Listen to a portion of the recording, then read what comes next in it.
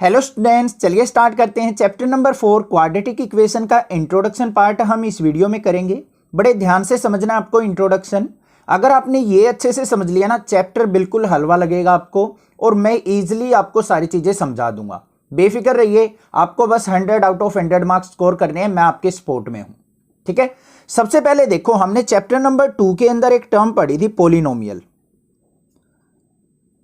पढ़ी थी ना हमें। अब पोलिनोमियल का मतलब क्या होता है? पोलिनोमियल्स के अंदर क्या होती हैं? हमारी टर्म्स अटैच होती हैं। क्या होती हैं? टर्म्स। जैसे इस तरीके से लिख दिया हमने ax प्लस बी, ये एक टर्म होगी हमारी, ये एक टर्म होगी।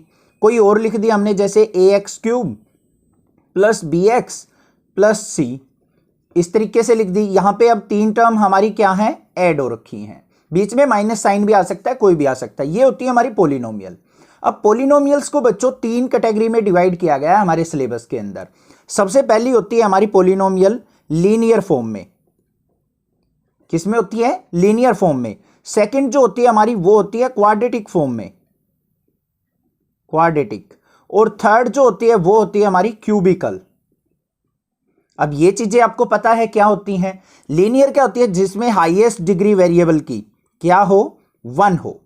जिसमें हाईएस्ट डिग्री वेरिएबल की क्या हो? 2 हो, उसको हम क्वाड्रेटिक इक्वेशन बोलते हैं। और डिग्री अगर हमारी हाईएस्ट जो है वो 3 हो, तो उस इक्वेशन को हम क्यूबिकल इक्वेशन बोलते हैं। अब इस चैप्टर में तो हमें ओनली क्वाड्रेटिक इक्वेशन पढ़नी है, तो ओनली क्वाड्रेटिक के ऊपर हम फोकस करेंगे। अब अगर क्वाड्रेटिक इक्वेशन की स्टैंडर्ड फॉर्म की बात करूं मैं, स्टैंडर्ड फॉर्म ऑफ इक्वेशन, तो वो क्या होती है? ध्यान से देखो, ax square plus bx plus c is equal to 0। This is the standard form of quadratic equation. इस फॉर्म में मिलेगी आपको। अब यहां पे देखो, x हमारा वेरिएबल है और x की हाईएस्ट डिग्री क्या है हमारी? यहां पे इस इक्वेशन में हाईएस्ट डिग्री क्या है? 2। तो जहां पे भी हमें हाईएस्ट डिग्री 2 मिल जाएगी, उसी इक्वेशन को हम क्वाड्रेटिक इक्वेशन कह देंगे। समझ में आई बात? दूसरी बात, इस इक्वेशन के अंदर एक मस्ट कंडीशन होती है, जो a होता है हमारा coefficient of x square not equal to 0 होना चाहिए बच्चों। कभी भी ये 0 नहीं हो सकता। क्यों नहीं हो सकता? रीजन समझो, कंसेप्ट समझ के चलना है, रटना नहीं है किसी चीज को। अगर मान लो a 0 हो जाए, तो 0 के x स्क्वायर से मल्टीप्लाई करेंगे तो ये तो 0 हो गया हमारा। बचा क्या? ओनली bx प्लस c, और bx प्लस c हमारी क्वाड्रेटिक इक्वेशन नहीं रहेगी, ये हमारी बन जाएगी लीनियर इक्वेशन। तो समझ में आ गई बात? a जो है कभी भी हमारा 0 नहीं हो सकता। हाँ, b 0 हो सकता है, c 0 हो सकता है, कोई भी 0 हो सकता है और बाकी, ठीक है। अगर मान लो b और c 0 हो जाए, तो अगर मान लो यहां पे क्या लिखे हैं, if b and c equal to 0 है, तो हमारी इक्वेशन क्या हो जाएगी बच्चों? ax square. ये भी हमारी क्या कहलाएगी? क्वाड्रेटिक इक्वेशन ही कहलाएगी। हमें bx प्लस c से कोई मतलब नहीं है। समझ में आ गई बात? क्लियर है? स्टैंडर्ड फॉर्म में कोई भी दिक्कत नहीं होनी चाहिए। हम पता लगा सकते हैं कोई भी हमारी इक्वेशन क्वाड्रेटिक है या नहीं है। अब हमें क्वेश्चंस मिलेंगे इस तरीके के कि हमें करना क्या पड़ेगा? Check the equation is quadratic और नॉट। तो कैसे चेक होंगी हमारी? उसको सोल्व आउट करेंगे पहले, जो भी हमें दे रखा होगा फंक्शन या पोलिनोमियल, और हम देख लेंगे कि हाईएस्ट डिग्री हमारी वेरिएबल की 2 है, तो वो इक्वेशन क्वाड्रेटिक है, अदरवाइज नहीं है। समझ में आ गई यहां तक? दूसरी बात, दूसरी आती है, हमें क्वाड्रेटिक इक्वेशन बनानी होती है। Make the quadratic equation. वो भी हम कैसे बनाते हैं? ax square plus bx plus c की फॉर्म में, हमें जब इनके कोफिशिएंट पता हो। अब जो ये a होता है ना, जो हमारी स्टैंडर्ड फॉर्म होती है ax square plus bx plus c, ये तो हमारी होती है बच्चों कांस्टेंट टर्म। क्या होती है ये? Constant term. ये b जो होता है हमारा, ये कहलाता है हमारा coefficient of x, coefficient of x। और a जो होता है हमारा, वो कहलाता है बच्चों कोफिशिएंट ऑफ x स्क्वायर। समझ में आ गई यहां तक? कोई प्रॉब्लम नहीं है। आगे चलते हैं। अब बात आती है हमारी solution of a quadratic equation. क्या है? मेन चीज यही है इस पूरे चैप्टर के अंदर, सॉल्यूशन ऑफ क्वाड्रेटिक इक्वेशन। अब हमारे पास कोई भी अगर क्वाड्रेटिक इक्वेशन है, किस फॉर्म में होगी? ax square plus bx plus c। तो बच्चों इसके कितने सॉल्यूशन होंगे? सबसे पहली बात, इसके हमेशा 2 सॉल्यूशन एग्जिस्ट करेंगे। टू सॉल्यूशन क्यों एग्जिस्ट करेंगे? क्योंकि हाईएस्ट डिग्री क्या है यहां पे? 2 डिग्री 2 है हमारी, देन सॉल्यूशन भी जो होंगे इसके वो कितने होंगे? 2 होंगे। डिग्री अगर हमारी इक्वेशन की पॉलिनोमियल की 2 है हाईएस्ट, तो उसके सॉल्यूशन भी 2 होंगे। अगर हाईएस्ट डिग्री 3 होती तो सॉल्यूशन हमारे उसके 3 होते, क्यूबिकल में जैसे होते हैं। ठीक है, इस चीज पे डिपेंड करेगी। अब जो सॉल्यूशन निकालते हैं हम क्वाड्रेटिक इक्वेशन के, वो हमारे 3 मेथड्स हैं। एक तो कंप्लीटिंग द स्क्वायर मेथड है, ठीक है, एक हमारा स्प्लिटिंग द मिडल टर्म है, और एक हमारा क्वाड्रेटिक फॉर्मूला है। उन तीनों को देखेंगे हम किस तरीके से यूज करते हैं और कैसे यूटिलाइज उनका किया जाता है। सबसे पहला जो मेथड आता है स्प्लिटिंग द मिडल टर्म, कि हम बीच वाले टर्म को स्प्लिट करके, डिवाइड करके किस तरीके से क्वाड्रेटिक इक्वेशन का सॉल्यूशन निकालते हैं। ध्यान से देखो, अगर मान लो यहां पे हम एग्जांपल से समझेंगे सारी चीजें। इक्वेशन दे रखी है x square minus 5x plus 6, ये हमारी क्वाड्रेटिक इक्वेशन है। ये हमारी किस फॉर्म में होती है बच्चों? X square minus sum of roots, पढ़िए ना आपने सेकंड थर्ड चैप्टर में, sum of roots into x plus में product of root, product of root. कोई भी हमें अगर क्वाड्रेटिक इक्वेशन फॉर्म करनी है, हमें रूट्स का पता है, तो हम सम ऑफ रूट्स और प्रोडक्ट ऑफ रूट्स की वैल्यू पुट करके हम अपनी क्वाड्रेटिक इक्वेशन फॉर्म कर सकते हैं। अब इसको हम करने वाले हैं स्प्लिटिंग द मिडल टर्म से। अब बच्चों यहां पे मिडल टर्म कौन सी है हमारी? 5x। क्या है? 5x। तो 5x को हम कैसे डिवाइड करें, कैसे ब्रेक करें कि हमारी जो प्रोडक्ट है वो 6 आ जाए और सम ऑफ रूट्स जो आए वो कितना है? माइनस का 5 आए। तो चलो देखते हैं यहां पे कैसे करेंगे। हमें प्रोडक्ट जो चाहिए वो क्या चाहिए? 6। कंपेयर किया माइनस से माइनस, सम ऑफ रूट्स हमारा 5 होना चाहिए।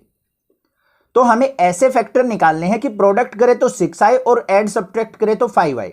तो कैसे, कौन से होंगे? 2 × 3। देखो 2 3 जा 6 होता है, 2 और 3 को ऐड कर देंगे तो 5 बन रहा है। बस इस तरीके से हमें मिडल टर्म को स्प्लिट करना होता है। अब बच्चे कंफ्यूजन में रहते हैं कि सर कौन सी पॉजिटिव वैल्यू लें, कौन सी नेगेटिव लें। उसके लिए जिस बच्चे को डिफिकल्टी लगती है उसके लिए सिंपल सा तरीका है। क्या? देखो इस इक्वेशन को एक्स स्क्वायर माइनस साइन है बच्चों, यहां पे कर लो ब्रैकेट स्टार्ट, और ये क्या थे हमारे 2 3 जा 6, इसको लिख दो 2 + 3। 5 को हम ऐसे ही तो लिख सकते हैं 2 + 3, और इनटू में x और प्लस में 6। बस अब अपने आप पता लग जाएगा आपको माइनस कौन सा लेना है और पॉजिटिव कौन सा लेना है। देखो कैसे पता चलेगा। एक्स स्क्वायर माइनस को अंदर लेके गए, माइनस का 2 x के साथ मल्टीप्लाई -2x, माइनस को अंदर लेके गए माइनस का 3x + 6। तो यहां पे हमें पता चला कि दोनों माइनस के लेने हैं। अब फर्स्ट 2 टर्म में से क्या कॉमन आ रहा है बच्चों? x कॉमन, अंदर क्या बच गया? x - 2। यहां से क्या कॉमन आ रहा है? माइनस का साइन और 3 कॉमन, तो यहां पे क्या बचेगा? x और यहां पे -2। तो हमारे पास एक जो फैक्टर आ गया x - 2 आ गया, दूसरा फैक्टर क्या आ गया? x - 3 आ गया। This is the solution. समझ में आ गई बात? क्लियर है? अगर हमें यहां पे वेरिएबल की वैल्यू निकालनी है तो इनको इक्वेट टू 0 कर देंगे, मतलब x - 2 = 0 और x - 3 = 0। तो एक तो x की वैल्यू आ गई यहां पे 2 और एक x की वैल्यू आ गई 3। ये आ गए हमारे 2 रूट्स इस इक्वेशन के। समझ में आ गई बात? क्लियर है? बाकी और टाइप जो आएंगे ना स्प्लिटिंग द मिडल टर्म की, बाकी एक्सरसाइजेज में करेंगे। मैंने तो यहां पे एक आपको तरीका बताया है किस तरीके से करते हैं। सेकंड जो मेथड होता है बच्चों हमारा, वो होता है कंप्लीटिंग द स्क्वायर का। क्या होता है? Completing the square. उसको नेक्स्ट पेज पे देखेंगे। अब अगर मान लो आपको पेपर के अंदर, एग्जाम के अंदर मेंशन कर दे कि आप इस क्वाड्रेटिक इक्वेशन को कंप्लीटिंग द स्क्वायर मेथड से सोल्व आउट कीजिए, तो आपको completing the square method he apply करना है बच्चों। ठीक है? और ये मेथड बच्चों को लगता है बहुत ज्यादा डिफिकल्ट, बिल्कुल सिंपल स्टेप्स में सिखाऊंगा मैं कैसे यूज करते हैं। कोई भी इक्वेशन ले ली हमने, मान लो 2x² - 7x + 3 = 0। ये क्वाड्रेटिक इक्वेशन मिल गई। इसको आपने कंप्लीटिंग द स्क्वायर से हमें क्या करना है? इसको सोल्व आउट करना है। सबसे पहले तो आपको सीखना है कंप्लीटिंग द स्क्वायर का मतलब क्या होता है। आपने 2 आइडेंटिटी पढ़ी होंगी, a - b का होल स्क्वायर और a + b का होल स्क्वायर। तो हमें इसको इस फॉर्म में लेके आना है। ये होता है हमारा कंप्लीटिंग द स्क्वायर। इसको देखो फॉर्मूला क्या होता है हमारा? a² + b² - 2ab। और यहां पे क्या होता है हमारा? a² + b² + 2ab। होता है या नहीं होता है? बस ये फॉर्मूले ध्यान रखने हैं। देखो अब इस तरीके के क्वेश्चन में सबसे पहले स्टेप वाइज सीखेंगे। पहला स्टेप क्या होगा, जो भी हमारा एक्स स्क्वायर का कोफिशिएंट है ना, यहां पे 1 होना चाहिए। 1 नहीं है तो क्या करो, इसको 1 बनाने के लिए हमें क्या करना पड़ेगा, 2 से डिवाइड करना पड़ेगा। तो पूरी क्वाड्रेटिक इक्वेशन को 2 से डिवाइड कर लो। तो यहां पे क्या करेंगे, डिवाइड बाय 2 करो, इसको divide. 2x square by 2 minus का 7/2x प्लस में 3/2 इज इक्वल टू 0/2। कुछ टीचर बताते हैं राइट साइड करने की जरूरत नहीं है बच्चों। एक्चुअल में जो हम 2 से डिवाइड कर रहे हैं, अपने घर का तो राज है नहीं हमारा कि हम कहीं भी कुछ भी कर देंगे। हमने क्या किया, लेफ्ट और राइट दोनों साइड 2 से डिवाइड किया है, तभी पॉसिबल हो सकता है। तो यहां पे देखो 2 से 2 कट गया, हमारा क्या बचा इक्वेशन, एक्स स्क्वायर माइनस का 7/2x प्लस में 3/2 इज इक्वल टू 0/2 है, 0 ही रहना है। आ गया स्टेप फर्स्ट समझ में, क्लियर है। सेकंड स्टेप पे चलते हैं। अब हमें क्या करना होता है, जो भी x का कोफिशिएंट हो, हमारा x के कोफिशिएंट को उठा लो, बस ये उठा लाए हम। यहां पे 7/2 ही था, तो हमारा माइनस प्लस से कोई मतलब नहीं है आपको, बस x के कोफिशिएंट को उठा लाओ और इसका हाफ कर लो। क्या कर लेंगे, कोफिशिएंट ऑफ x को हाफ कर लेंगे। हाफ करेंगे तो यहां पे क्या होगा, इसको 2 से डिवाइड करना पड़ेगा। 2 से डिवाइड करेंगे तो 2/1, इसको ऊपर लेके जाएंगे तो बच्चों 7/2 इंटू 1/2, मतलब कितना बन गया, 7/4 बन गया। डायरेक्टली भी कर सकते हो, यहां पे 2 से मल्टीप्लाई 7/4 हो जाएगा। समझ में आ गई बात। इस कोफिशिएंट को हाफ कर देना है, वो हो गया हमारा 7/4। अब हमें क्या करना है, इस 7/4 के स्क्वायर को इसमें ऐड भी कर देना और सब्ट्रैक्ट भी कर देना है। तो क्या करेंगे, एक्स स्क्वायर माइनस का 7/2x प्लस में 3/2, हमें क्या करना है, प्लस में 7/4 का स्क्वायर ऐड भी करना है और इसी को हमने सब्ट्रैक्ट भी कर देना है, इज इक्वल टू 0।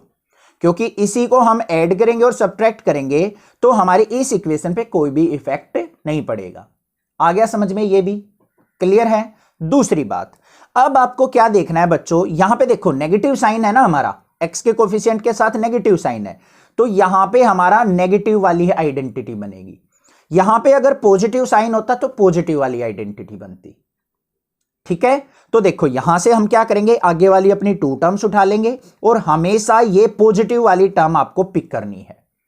ठीक है, तो ये क्या बन जाएगा हमारा फॉर्मूला, यहां से देखो स्क्वायर जिस जिसके ऊपर भी हो, x का स्क्वायर है तो यहां से आपको उठा लिया x, यहां से आपको पता चल गया कि माइनस साइन आएगा और यहां पे स्क्वायर वाली टर्म क्या है, 7/4, तो 7/4 का स्क्वायर, ये बन गया। दोबारा समझो, हमें क्या करना है, देखो यहां पे क्या होता है, a माइनस बी का whole square, A square plus B square minus 2ab। जो ये a और b होते हैं, इन दोनों के स्क्वायर होते हैं, तो ये a और b पहचानने हैं हमें।